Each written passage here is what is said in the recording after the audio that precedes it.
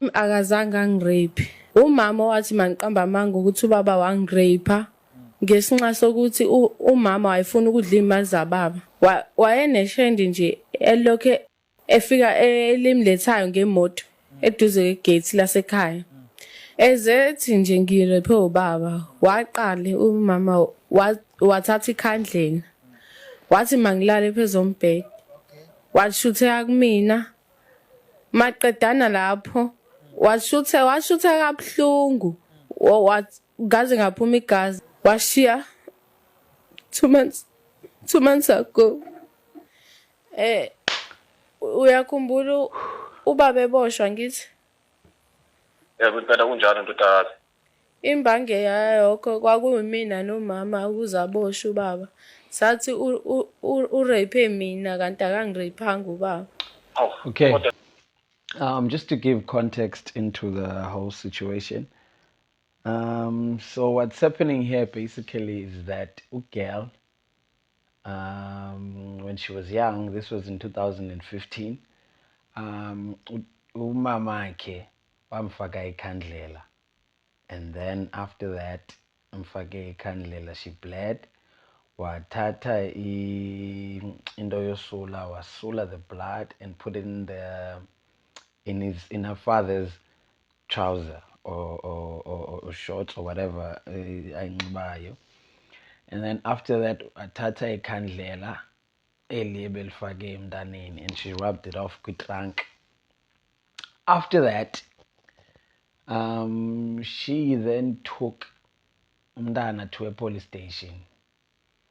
Wafika police station, wareport the case uba umntana has been raped by utatakhe. This is the biological father, by the way, not his step. So after all of that, she then tells the cops, okay, kwenzeke kanje kanje nakanje nakanje nakanje, and then the cops find the story, and then they say there's not a lot of cops here at the moment. Please go home, and then we'll follow after you.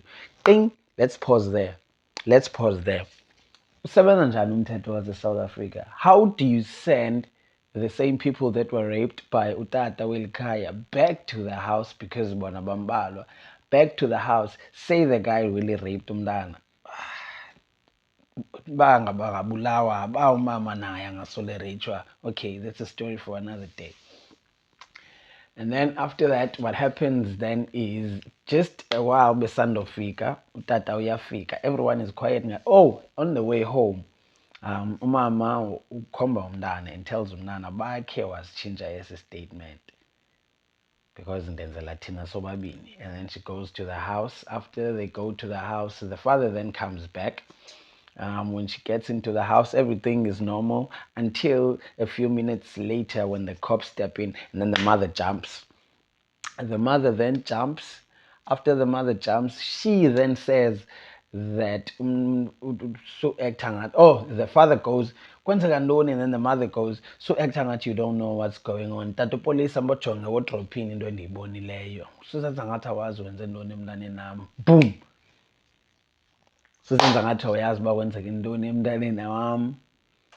When the cops go into the wardrobe, they then find the evidence that was planted by umama. And then after they find the evidence, they then take utata. Umntana ke says uye waqala uba nenhliziyo ebuhlungu when the father was about to go inside the van, and then the father said one day the truth will come out. Basically 4 days ago was that one day. So one day the truth will come out.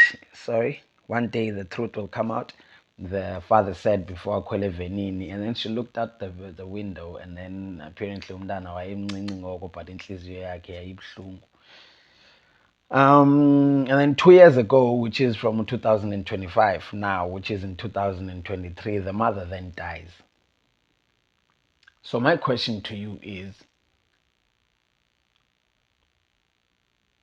if the mother hadn't died, what would have been done? Because now there's a person that's in the 10th year of imprisonment for a sentence that he did not commit. Bear in mind, this is also his daughter. It's not just someone from the streets, it's his daughter. No. that he was claimed to rape ngamenza. So for me, it's like these people that are doing these things and actually framing abantu because of a certain way they feel. Because the only reason why this mother was doing this was because she was caught cheating and the guy was supposedly gonna divorce or leave or whatever. Now, here's what happens for her to protect Imali. This person needs to get arrested so that we can be left to seek Imali yakhe. So I ask, what about those that are alive that are putting people in prison? And don't get me wrong, if you rape, then you belong in prison. It's the correct system. It's how it's supposed to go because go wrong, it's dirty. It's the devil's work. I get that.